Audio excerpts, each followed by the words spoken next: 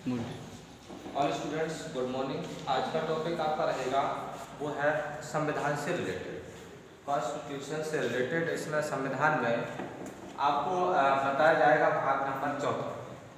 और जैसा कि हमें मालूम है पहले से ही कि भारतीय संविधान में आपने पहले 3 पार्ट पढ़ चुके हैं। और भाग नंबर जो 4 है इसमें राज्य के नीति निर्देशक तत्वों का वर्णन किया गया है। राज्य के नीति निर्देशक तत्वों का वर्णन किया गया है। सभी पेन कॉपी निकाल के लिखना शुरू करेंगे। तो ऐसा कह सकते हैं कि डायरेक्टिव प्रिंसिपल्स, तो डायरेक्टिव प्रिंसिपल्स अर्थात नीति निर्देशक सिद्धांत और नीति निर्देशक सिद्धांत भारतीय संविधान में कहां से लिए? तो आयरलैंड से, आयरलैंड की देन या फिर आयरलैंड से लिए गए, क्योंकि हमारे भारतीय संविधान में अधिकतर जो संविधान के बिंदुआं हैं तो वो लगभग बहुत सी चीज़ें ऐसी हैं जो विदेशों के संविधान से लिए गए। जैसे संसदीय प्रणाली इंग्लैंड के संविधान से, इंग्लैंड से। तो इसी प्रकार से नीति निर्देशक तत्व आयरलैंड से, सभी लिख लेंगे आयरलैंड। और जो नीति निर्देशक तत्व है तो भारतीय संविधान के भाग 4 में राज्य के, सभी लिख लेंगे, राज्य के नीति निर्देशक तत्व, राज्य के नीति निर्देशक तत्व और राज्य के नीति निर्देशक तत्व गांधी जी की विचारधाराओं से मेल खाते हैं। ऐसा कह सकते हैं कि जो नीति निर्देशक तत्व है ये गांधी जी की विचारधाराओं से मेल खाते हैं। अब हमें ध्यान देना है कि भारतीय संविधान के भाग 4 में राज्य के नीति निर्देशक तत्वों का वर्णन किया गया है। तो इन तत्वों को कौन कौन से आर्टिकल्स में रखा गया है? तो जो भारतीय संविधान के भाग 4 में नीति निर्देशक सिद्धांत या नीति निर्देशक जो तत्व हैं इनको पेज 36 से अनुच्छेद 36 से 51 तक रखा गया। अनुच्छेद 36 से 51 तक वर्णन किया गया। ध्यान रखें कि भाग 2 में 51 का को भी पढ़ना है, 51 का या फिर ए। तो इस राज्य के नीति निर्देशक तत्व जो उनको भारतीय संविधान के अनुच्छेद 36 से लेकर 51 तक पढ़ेंगे, जिसमें आप देखेंगे कि 36वें आर्टिकल्स में किस चीज का वर्णन है। तो जो भारतीय संविधान का आर्टिकल 36 है, 36, इसमें राज्य की परिभाषा दी गई। ऐसा कह सकते कि आर्टिकल 36 के अकॉर्डिंग राज्य की परिभाषा की बात की गई। राज्य की परिभाषा की बात की गई। इसके बाद अनुच्छेद 37 में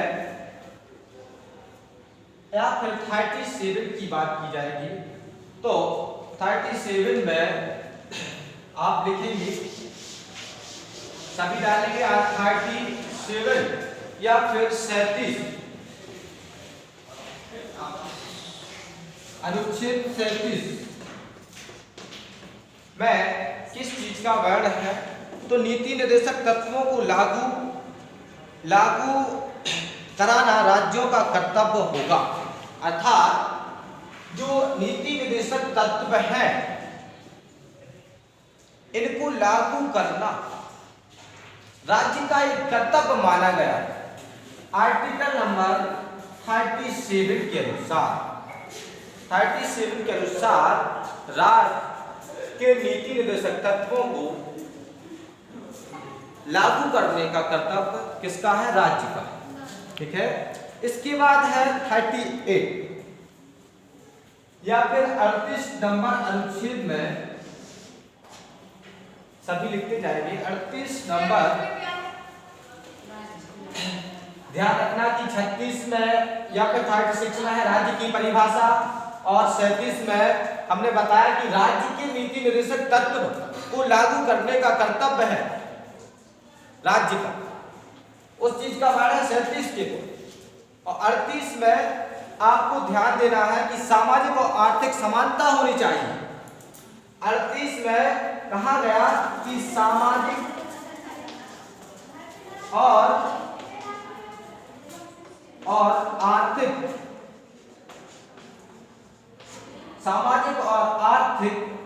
समानता होनी चाहिए। समानता होनी चाहिए। बाकी करते जाएंगे। इसके बाद 39 या फिर 39 पे अनुच्छेद के तहत देखेंगे।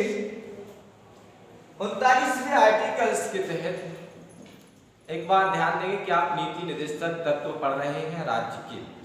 उसमें अनुच्छेद 39 के तहत समान कार्य के लिए समान वेतन का प्रावधान किया गया है।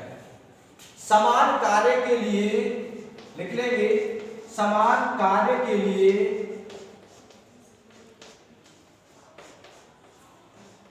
समान वेतन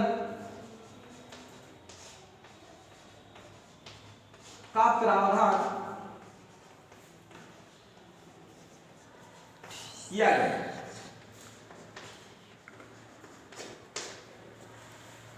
आर्टिकल 39 या अनुच्छेद 39 के तहत अनुच्छेद 40 के तहत बात चलेगी।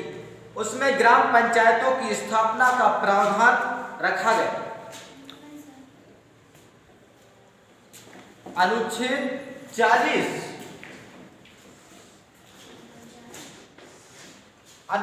40 में क्या कहा गया? इसके अंतर्गत ग्राम पंचायतों की स्थापना का प्रावधान है और ग्राम पंचायतों के बारे में हम भाग 9 में और बेस्ट तरीके से और विस्तार से अध्ययन करेंगे। लेकिन अभी भाग 4 में ग्राम पंचायतों 40वां आर्टिकल्स ग्राम पंचायतों की स्थापना का वर्णन किया गया है। अनुच्छेद 40 में ग्राम पंचायत की स्थापना का प्रावधान रखा गया। तो ग्राम पंचायतों का बाकी का जो पढ़ेंगे हम वो भाग 9 में बड़े विस्तार से पढ़ेंगे। इसके बाद बात आती है कि 41 अनुच्छेद 41। तो हम देखेंगे कि आर्टिकल 41 की बात चलेगी।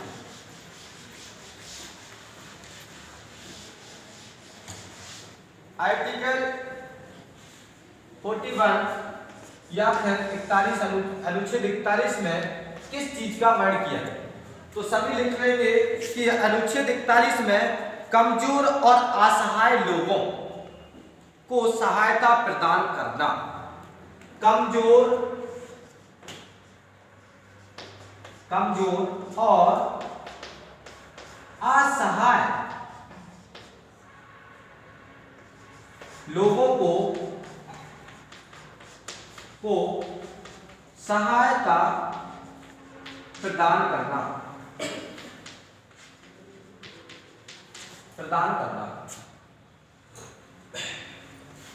तो 41वें आर्टिकल्स में क्या कहा गया कि जो राज्य में कमजोर व्यक्ति, असहाय लोग जो रहते हैं उनकी सहायता का प्रावधान रखा गया है। अनुच्छेद 41। इसके बाद अनुच्छेद 42 में देखेंगे। तो अनुच्छेद 42 में ध्यान देना है किस चीज का वर्णन किया गया है? वो है आपके श्रमिकों की कार्यदशा पर ध्यान दिया जाएगा। श्रमिकों की जो कार्य या फिर श्रमिकों की कार्यदशा पर ध्यान दिया जाएगा, ऐसा प्रावधान रखा गया। अब श्रमिक में ऐसा तो है नहीं कि महिला पुरुष ही पुरुष श्रमिक हो, नहीं, श्रमिक में महिलाएं भी होंगी। तो ऐसी महिलाएं ध्यान से समझना है, ऐसी महिलाएं या महिला मजदूर को मातृत्व का लाभ मिलेगा।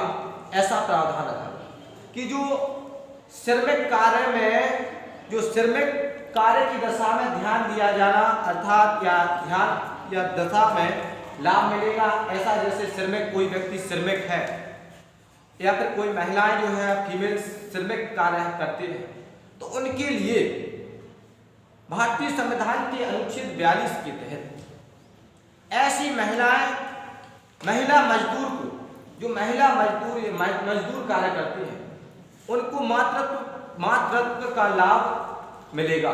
अर्थात जो मजदूरी करते हैं और ऐसी महिलाएं जो प्रेग्नेंट, उन महिलाओं के लिए 26 सप्ताह का अवकाश मिलेगा मजदूरी से। ऐसा प्रावधान है 26 सप्ताह का या फिर 26 वीक हॉलीडे का अवकाश रहेगा और 6,000 रुपए की राशि दी जाएगी। लेकिन यह सीमा सिर्फ एक बच्चे तक सीमित है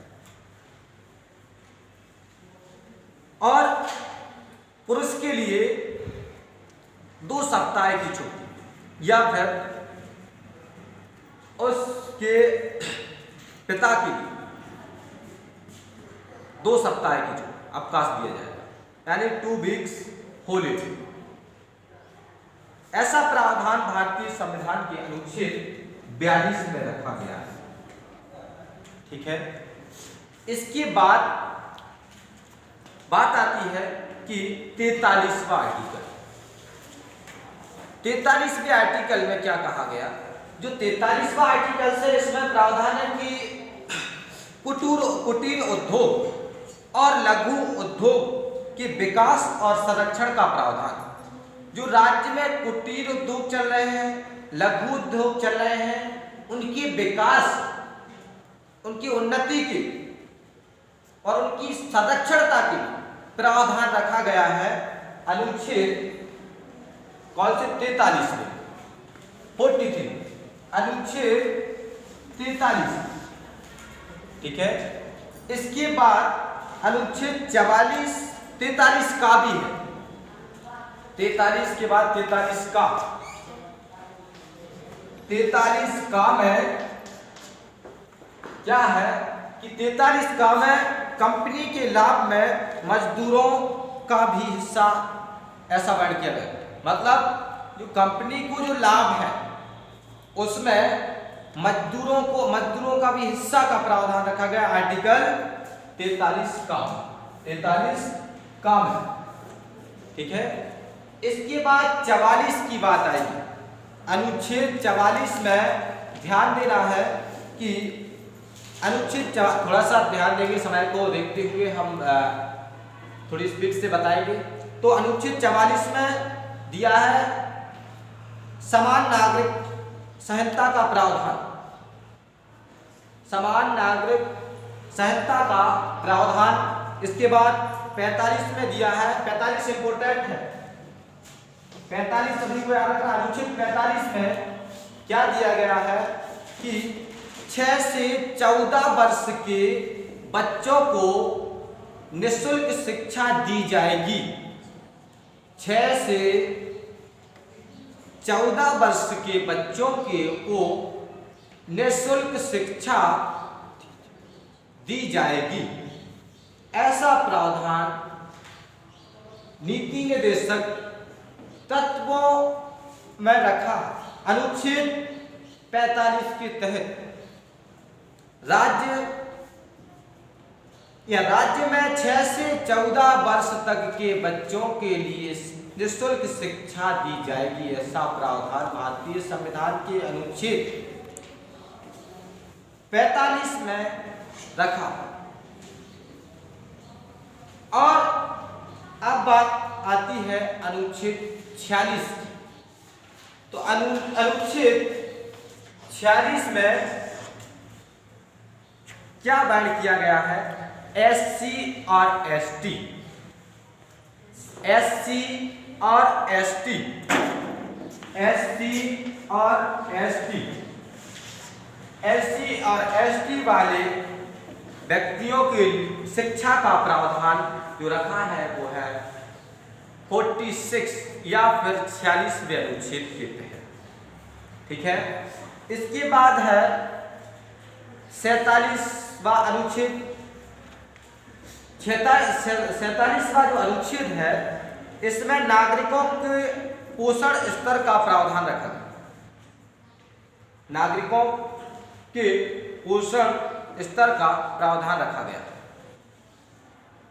और फिर 48वां भी इंपॉर्टेंट है कि जो है 48 भारतीय संविधान के अनुच्छेद 48 में पर्यावरण संरक्षण की बात की गई है, पर्यावरण संरक्षण की बात की गई है अनुच्छेद 48।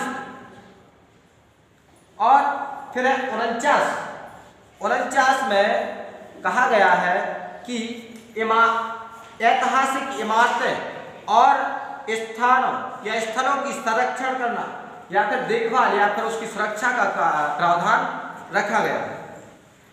इसके बाद है 50 अनुच्छेद 50 में बाकी का हम बताते जाएंगे, दोबारा से बता देंगे। ध्यान रखें कि 50 में कार्यपालिका और न्यायपालिका की शक्तियों का बंटवारा किया गया है। अनुच्छेद 50 में जो कार्यपालिका है और न्यायपालिका है इनकी शक्तियों का बंटवारा किया गया है। और अब बात आती है 51 में अनुच्छेद आर्टिकल 51 में वन के अकॉर्डिंग कहा जाता है कि दो देशों के बीच अंतरराष्ट्रीय का प्रावधान और मतलब आर्टिकल 51 के तहत दो देशों के बीच अंतरराष्ट्रीय नियम का प्रावधान। ध्यान रखें कि आपको मैंने बता दिया गया है कि भाग 4 में 36 से लेकर 51 तक का अनुच्छेदों का वर्णन किया गया है। इतना कंप्लीट कर लेंगे, बाकी का हम नेक्स्ट वीडियो के माध्यम से आपको भेज देंगे। थैंक्स।